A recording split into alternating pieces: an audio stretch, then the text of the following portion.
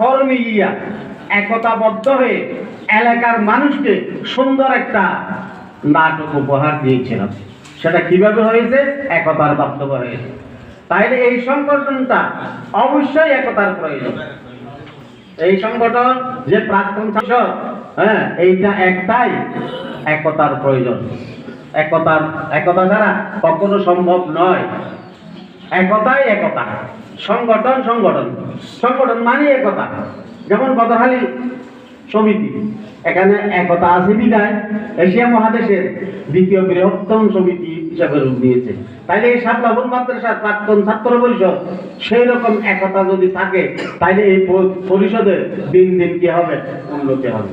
প্রিয় শিক্ষার্থীরা, আমি আশা করব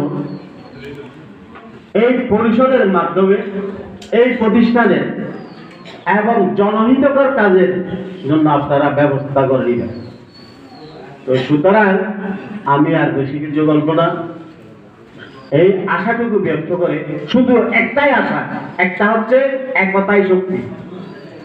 একতা, কেন ভেদাভেদের কোনো দরকার নাই, কারণ ভেদাভেদ আমি দেখতে পাচ্ছি না।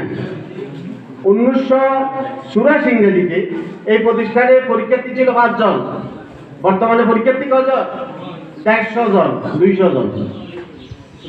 তাইলে করে না, পরীক্ষার সময় বিদায় গ্রহণ করে, কিন্তু তাদের দেশটা কিরকম হয়? একরকম হয়।